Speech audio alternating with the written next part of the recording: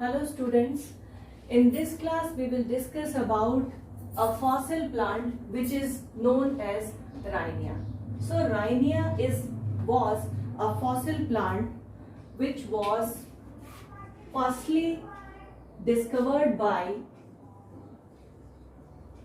Kidston and Lang in 1970. So Rhynia was a fossil plant which was discovered by Kidston and Lang in 1970. खोजा कहाँ था? यहाँ पर northern Scotland में एक विलेज था जिसका नाम था राइनी. तो इसी गांव के नाम के आधार पे इस फॉसिल प्लांट का नाम रख दिया गया राइनिया. और ये जो डिस्कवरी हुई थी इस फॉसिल प्लांट की, ये हुई थी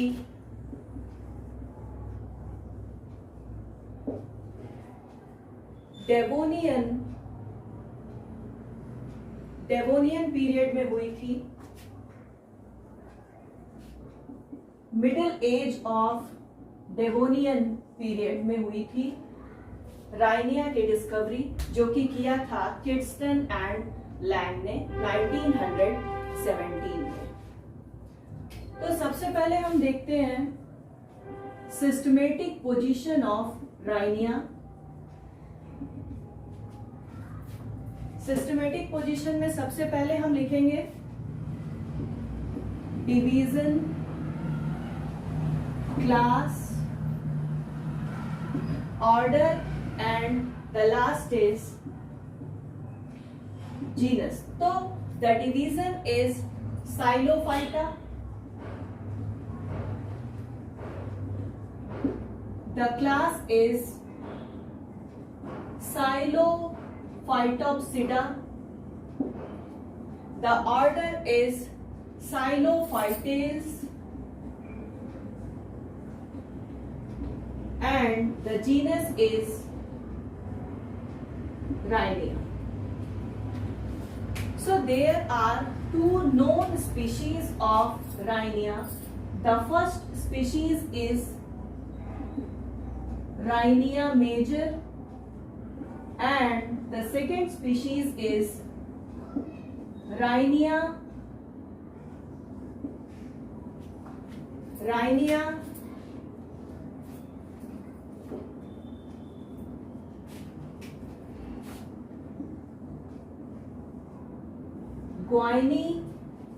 Rhynia guiani vaugani, Vaugani,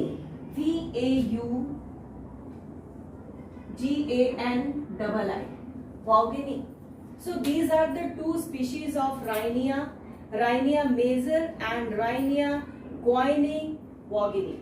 So these are the two known species of Rhynia which were discovered in the Devonian period in the Middle Age at the place Northern Scotland by Kidston and Lang in 1970. इसकी भी जो plant body होती है वो sporophytic होती है, क्योंकि इसमें स्पोर्स पाए गए. इस वजह से ये पता लगा कि इसकी भी प्लांट बॉडी कैसी रही होगी, स्पोरोफिटिक रही होगी. तो चलिए प्लांट बॉडी के बारे में थोड़ा सा देखते हैं.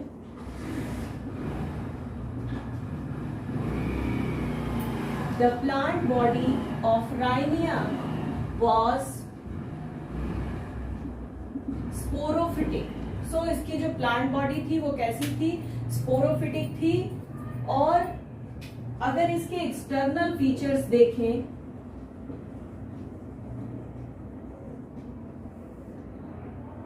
एक्सटर्नल फीचर्स आप लोगों के लिए एक डायग्राम बना रहे हैं, उसको ध्यान से देखिए, समझ में आएगा.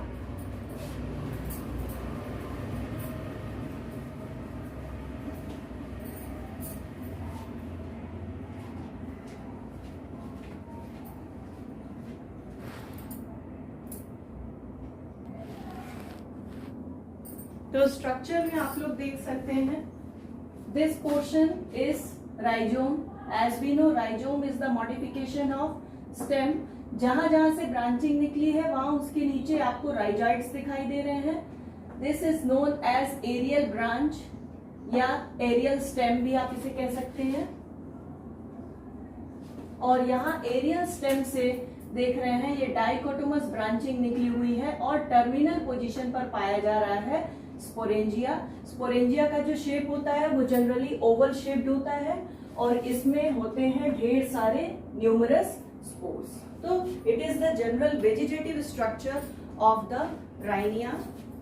अब हम लोग इसका डिस्क्रिप्शन लिखेंगे।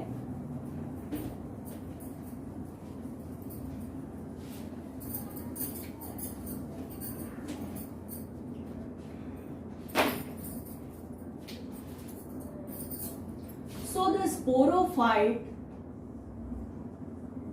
of Rhynia consists of, देखिए क्या क्या चीजें होती हैं।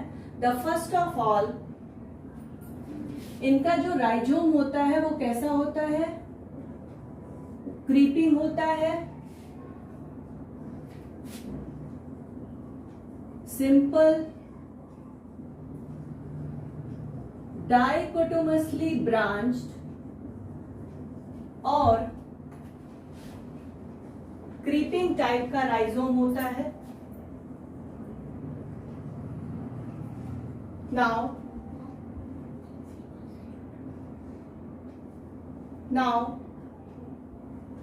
इस राइजोम से dichotomously branched aerial stem arises होते हैं। So upon rhizome aerial stem arised, and this stem was also dichotomously branched. Dichotomously branched है. Now after stem, ये जो एरियल स्टेम है इसकी हाइट होती है approximately 50 centimetre. So they were 50 centimetre in height. यहां पर आपको रूट्स नहीं दिखाई देंगे, no roots, but rhizoids were present. तो आप इसको सिलेजिनेला और लाइकोपोडियम से डिफरेंशिएट कर सकते हैं on the basis of root. बाकी दोनों टेरिडोफिटिक प्लांट्स में रूट्स पाए जा रहे थे, जबकि यहां पर क्या पाया जा रहा है? राइजॉइड्स पाए जा रहे हैं. So there is no root. इनका जो स्टेम था वो कैसा था? नेकेड था. नेकेड इसलिए था क्योंकि यहां पर लीव्स नहीं थी. तो लीव्स entirely absent, तो लीव्स एब्सेंट हो गई. उसके बाद ये जो एरियल ब्रांचेस हैं दे आर टर्मिनेटेड हुई है. कहां पर क्या प्रेजेंट है? स्पोरेंजिया प्रेजेंट है. तो aerial branches are terminated into sporangia. So they are terminated into sporangia. If we talk another species of Rhynia guinea के बारे में अगर बात करें तो यहां पर मेन स्टेम के साथ साथ ही पाए जाते हैं एडवेंटिशियस ब्रांचेस. यहां पर एडवेंटिशियस ब्रांचेस भी पाए जाते हैं, लेकिन राइनिया मेजर के केस में ऐसा नहीं पाया गया. So in case of Rhynia gwynnei adventitious branches were present and they are arise from the main stem. यहाँ मेन स्टेम से बहुत सारे ब्रांचेस निकले हुए थे in case of Rhynia gwynnei. Now और ये जो एडवेंटिशियस ब्रांचेस थे इनमें जो वेस्कुलर बंडल पाए गए इनका कोई भी कनेक्शन मेन स्टेम में पाए जाने वाले वेस्कुलर बंडल से नहीं था. vascular bundle present in the adventitious branches were not connected with the main stem. Main stem में पाए जाने वाले वैस्कुलर बंडल से कोई भी कनेक्शन नहीं था। तो इससे ये पता लगता है, ऐसा एज्यूम किया जाता है कि ये एडवेंटिशियस ब्रांचेस अगर मेन स्टेम से डिटैच हो जाएं तो वो एक न्यू प्लांट बॉडी का फॉर्मेशन करने में क्या होंगे, सक्षम होंगे। दूसरी बात, it may be a means of vegetative propagation in case of Rhynia guinea. Now some internal features. This is about external feature, बाहर से देखने में कैसा है। अब हम लोग पढ़ेंगे इंटरनल स्ट्रक्चर के बारे में।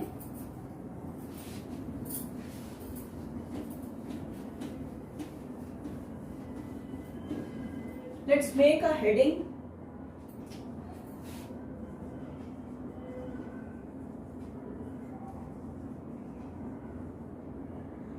Internal features of Rhynia.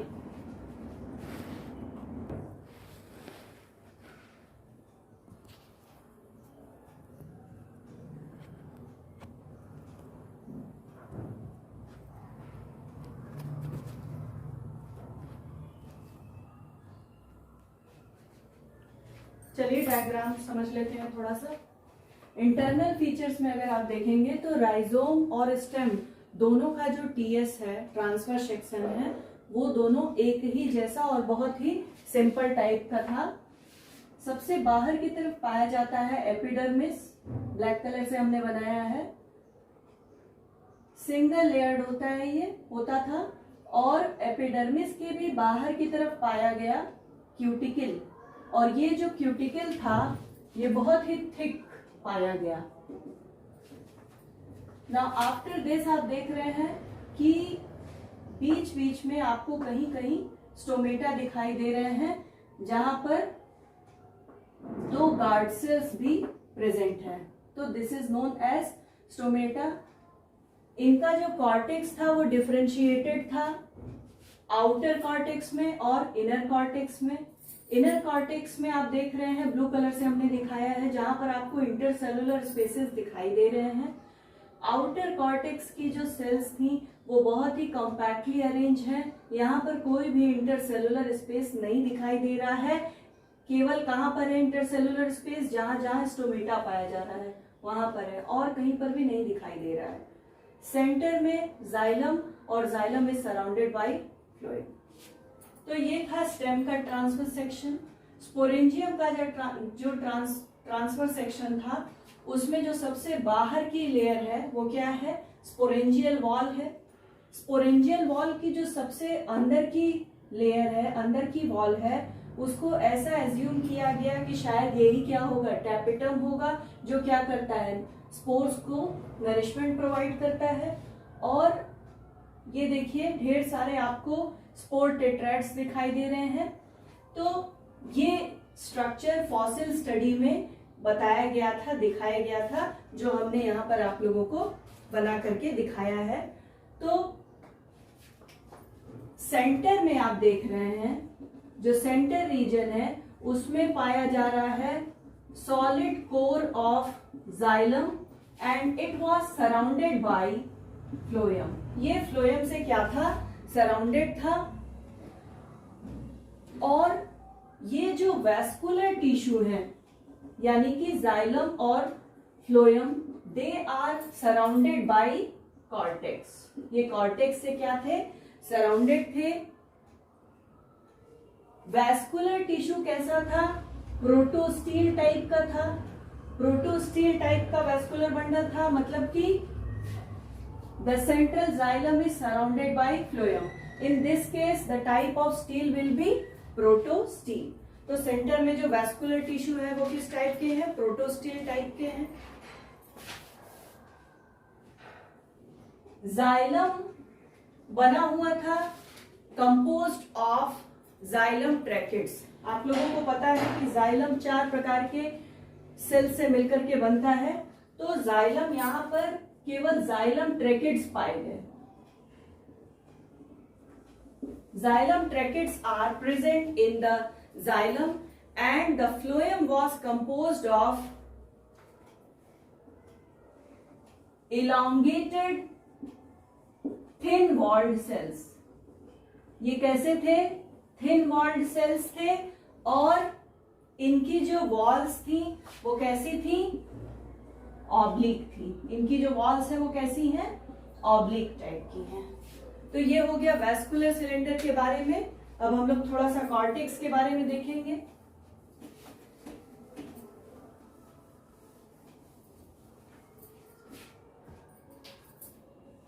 Cortex यहां पर आप देख रहे हैं कैसा है? डिफरेंशिएटेड है.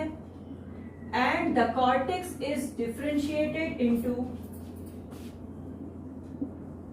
Outer cortex and inner cortex. Outer cortex कैसा है? इसकी जो सेल है दे आर कॉम्पैक्टली अरेंज्ड. दूसरा, no intercellular spaces are present. कोई भी इंटरसेलुलर स्पेस नहीं पाया जा रहा है एक्सेप्ट ऑन स्टोमेटा. स्टोमेटा के पास आपको दिखेगा इंटरसेलुलर स्पेस. ये हो गए आउटर कॉर्टेक्स की बात. अब अगर इनर कॉर्टेक्स की बात करें तो दे आर लूजली अरेंज्ड. और लूजली अरेंज्ड होने की वजह से यहां पर इंटरसेलुलर स्पेसेस बहुत ज्यादा मात्रा में पाए जा रहे हैं. Intercellular spaces are were present. अब आफ्टर इंटरसेलुलर स्पेसेस ऐसा प्रिज्यूम किया गया कि ये जो आउटर कॉर्टेक्स वाला रीजन है, ये फॉसिल स्टडी में पता लगा कि ये कुछ ग्रीन कलर का पाया गया. तो ऐसा माना जाता है कि जो आउटर कॉर्टेक्स वाला रीजन है वो इनके लिए मेन फोटोसिंथेटिक रीजन हुआ करता था. आउटर कॉर्टेक्स के पास आपने यहां पर देखा था कि यहां पर क्या पाए जा रहे हैं? स्टोमेटा पाए जा रहे हैं. और स्टोमेटा के पास देखिए दो गार्ड सेल्स भी प्रेजेंट है. एपिडर्मिस. एपिडर्मिस कैसा है? It is single layered and covered with thick cuticle. Thick cuticle पाया जा रहा है. तो ये हो गया स्टेम के इंटरनल स्ट्रक्चर के बारे में. अब हम लोग पढ़ेंगे लाइफ साइकिल या रिप्रोडक्शन इन राइनिया.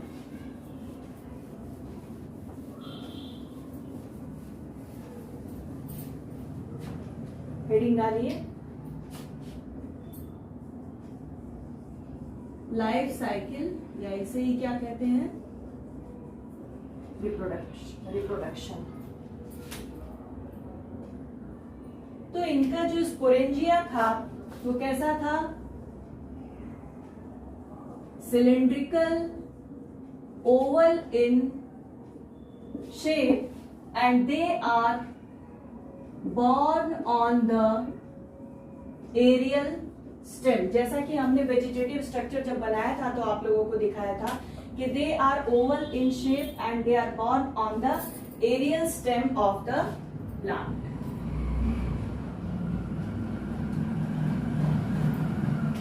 दूसरा,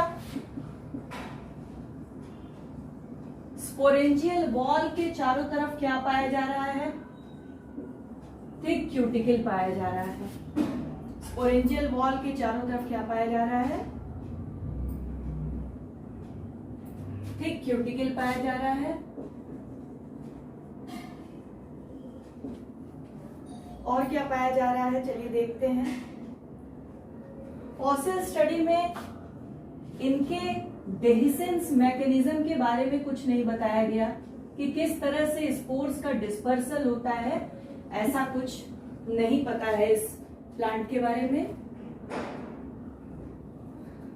इनके जो स्पोरेंजियल वॉल जो है उसकी जो इनर लेयर है, जैकेट की जो इनर लेयर है, it was presumed that it was considered to be that it's a tapetum layer. Sporangia के अंदर आप देख रहे हैं क्या पाए जा रहे हैं, न्यूमरस स्पोर्स पाए जा रहे हैं, and these numerous spores are in the form of spore tetrad. ये स्पोर टेट्रैड के फॉर्म में पाए जा रहे हैं।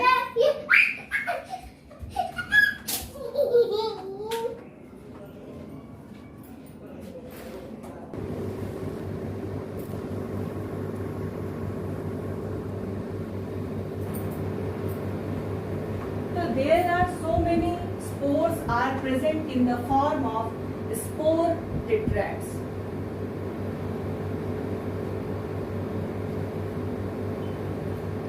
तो स्पोर टेट्रैड पाए गए इस वजह से ऐसा एज्यूम किया गया कि इनमें क्या होती होगी, मियोसिस होती होगी, और चूंकि मियोसिस होती है इसी वजह से ये बताया गया कि इनकी जो प्लांट बॉडी है वो कैसी है, sporophytic plant body. Now gametophyte.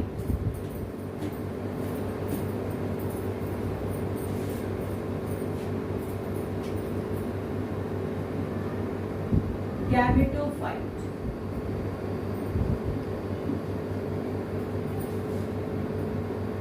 इनके जो स्पोर्स थे वो भी कैसे थे, क्यूटिनाइज्ड थे और टेट्रैड के फॉर्म में प्रेजेंट थे स्पोरेंजिया के अंदर। सारे स्पोर्स कैसे थे, बिल्कुल एक जैसे थे, दे आर अलाइक। तो ऐसा भी कंसिडर किया गया कि ये जो राइनिया था वो कैसा था, होमोस्पोरस टेरिडोफाइट था। लेकिन गैमेटोफाइट कभी भी इसकी कोई फॉसिल स्टडी नहीं हुई है और नहीं ऐसा कोई एविडेंस मिला है जिसमें राइनिया के गैमेटोफाइट के बारे में बताया जा सके। So that's all about the topic Rhynia. बहुत ही छोटा टॉपिक था लेकिन वेरी इंपॉर्टेंट टॉपिक, क्योंकि एक यही फॉसिल प्लांट मौजूद है।